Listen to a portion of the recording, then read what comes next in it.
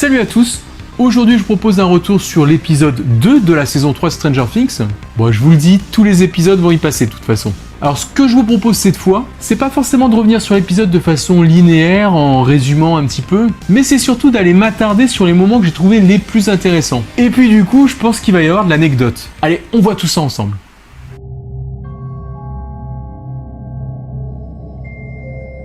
Le chapitre 2 de cette saison, The Mallrats, en français on pourrait le traduire comme des rats, est le deuxième épisode écrit et réalisé par les frères Duffer. Après ça, ils ne reprendront pas la main avant l'épisode 7. Alors un épisode clairement marqué par le début des investigations. Ça y est, les différents arcs des persos vont prendre forme, et on va un peu découvrir les différents groupes. Déjà, j'ai directement envie de parler du groupe de Dustin, Robin et Steve, et par la suite Erica, un groupe aussi nommé par certains Scoops Troop, qui va se pencher dans un premier temps sur les fameuses phrases en russe interceptées par Dustin, qui s'empresse d'aller retrouver son pote Steve pour l'aider à décrypter tout ça. Et déjà franchement, c'est le pire des choix possible, Steve. Je sais pas ce qu'il lui a pris, mais bon, d'un autre côté, c'est vrai que ses potes l'ont lâché juste avant, donc il a quand même besoin de quelqu'un pour l'aider, peut-être d'un soutien moral à la limite, dans ce qu'il va essayer de découvrir. Heureusement, on découvre un peu plus les aptitudes de Robin, qui sera vraiment celle qui va tout comprendre et traduire des messages pour le coup. Et déjà voilà, je m'arrête justement un instant là-dessus. Ces fameuses phrases que nous, téléspectateurs fans de la série, on pouvait connaître déjà depuis de nombreux mois avant le lancement de la saison. Peut-être depuis octobre ou novembre 2018, car les showrunners les avaient glissées sous forme de phrases en morse dans le livre World's Turned Upside Down. Et franchement, on avait été nombreux à y aller chacun de sa petite théorie une fois les phrases traduites.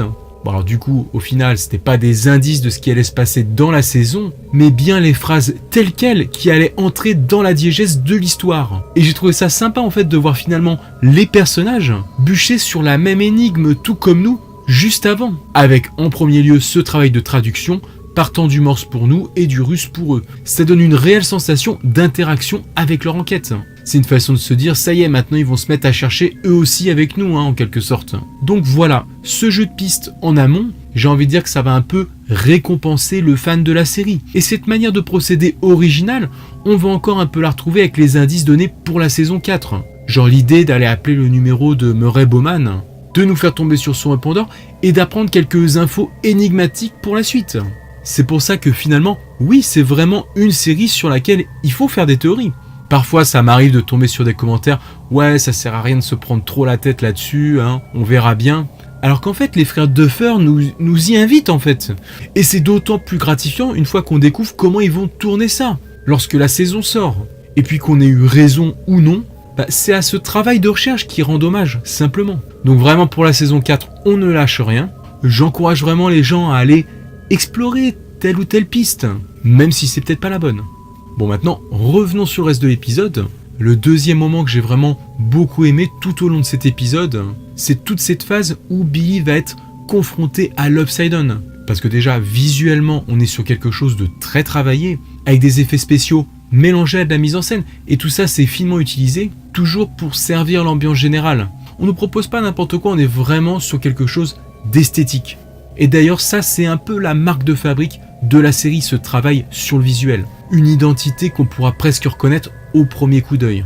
En plus, Decry Montgomery joue remarquablement bien le gars un peu paumé, plus dans la nuance que ce qu'il a pu proposer jusque-là.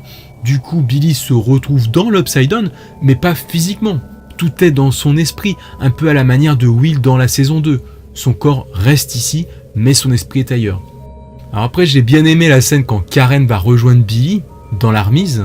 Et pour ceux qui suivent déjà ma chaîne depuis un moment, vous savez que cette confrontation, j'avais pu en parler ces derniers mois. On avait découvert que l'actrice avait une doublure cascade. Donc je sentais vraiment que ça allait être à cause de Billy qui s'en prendrait à Karen.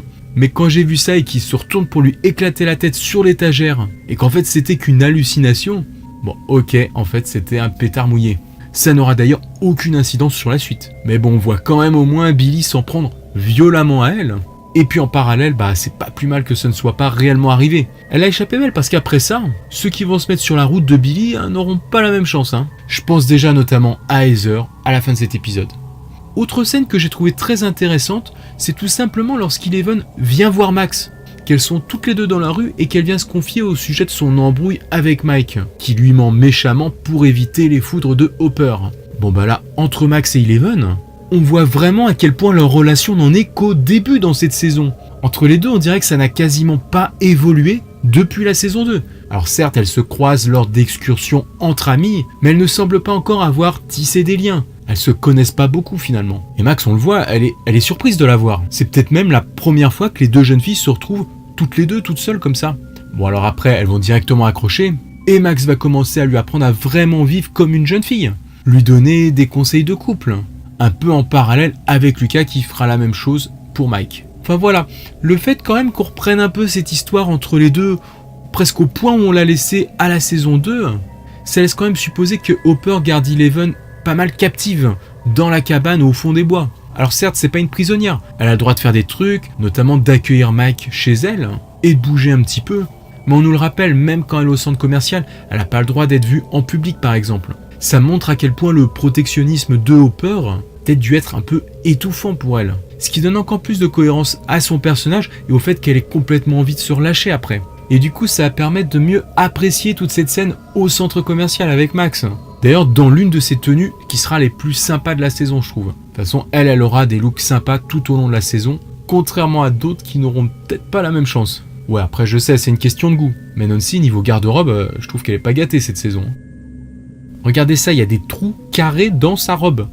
Bon ok, vous aimez bien ce qu'elle porte ? Allez, je vous laisse une chance de la défendre. Petit sondage en haut à droite. Que pensez-vous des tenues de Nancy cette saison ? Voilà, donnez-moi votre avis, comme ça je regarderai. De toute façon, c'est une question de goût après. Mais moi, voilà, j'ai pas trop aimé ces tenues, personnellement. Bon après, sinon ça n'empêche pas que son personnage est excellent tout au long de la saison encore. Ça a d'ailleurs toujours été l'un des plus badass, finalement. Mais ça, bon, j'y reviendrai en temps voulu. En tout cas, Nancy aura des bons moments cette saison. Et d'ailleurs, on revient à cet épisode 2. Parlons un petit peu d'elle et de Jonathan, qui vont aller à la rencontre de cette fameuse vieille dame. Alors là, pour le coup, j'imagine que l'année dernière, quand ils parlaient dans le casting d'une vieille voisine, c'était sûrement ce rôle-là. Un rôle dont ils avaient parlé, puis d'un seul coup, silence radio. On savait même pas si ce personnage allait vraiment exister. Doris Driscoll. Ce qui va conduire nos deux jeunes héros dans leur point d'entrée vers les choses étranges qui se passent à Hawkins cette saison, avec cette fameuse histoire de rats. Bon, finalement, les rats, eux, on ne les verra pas beaucoup non plus.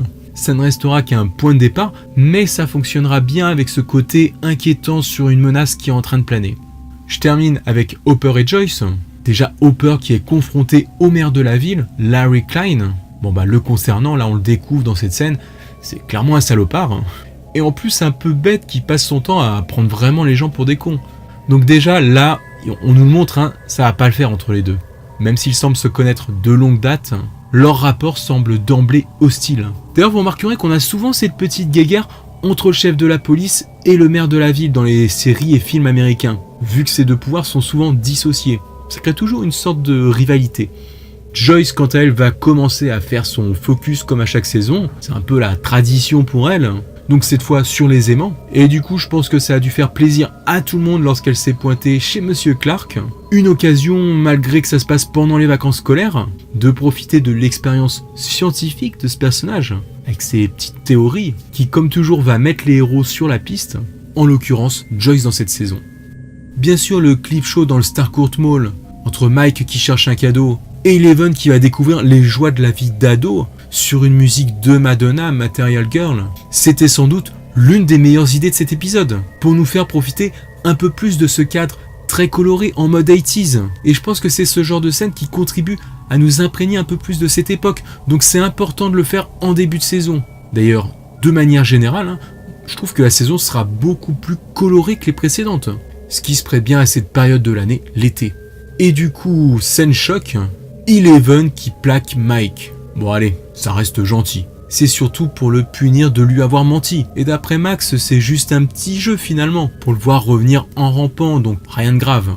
Mais voilà, Eleven se révèle pas mal avec l'influence de Max, et elle apprend vite. L'épisode se boucle en resserrant déjà un petit peu les intrigues, entre le groupe de Steve qui comprend que finalement, les Russes ne doivent pas émettre de très loin, voire qu'ils sont carrément dans le centre commercial. Hopper, quant à lui, il va se prendre son lapin avec Joyce, qui préfère expérimenter des choses avec Monsieur Clark. Ouais, j'ai fait exprès de faire une phrase qui porte à la confusion. Et puis surtout, Billy qui capture Heather pour la ramener au monstre, tapis dans l'ombre au fin fond de cette aciérie. On commence alors à comprendre que la créature va avoir besoin de Billy pour lui amener des gens. Dans quel but? Ça, on le saura bien assez tôt. En tout cas, comme la dernière fois, l'épisode est très bien dosé entre les scènes d'humour, d'intrigue et puis un peu d'angoisse. À partir de là, on est complètement embarqué dans l'histoire et dans les enjeux de cette saison 3. Voilà qui vient refermer ce chapitre 2. C'est difficile de ne pas enchaîner des épisodes qui se goupillent aussi bien les uns avec les autres. Maintenant, dites-moi vous en commentaire comment vous avez perçu tout ça, à quoi vous avez pu penser en voyant tel ou tel moment de cet épisode. De mon côté, je vous retrouve vraiment très bientôt pour un nouveau point actu cette fois. Alors à très vite, ciao les amis.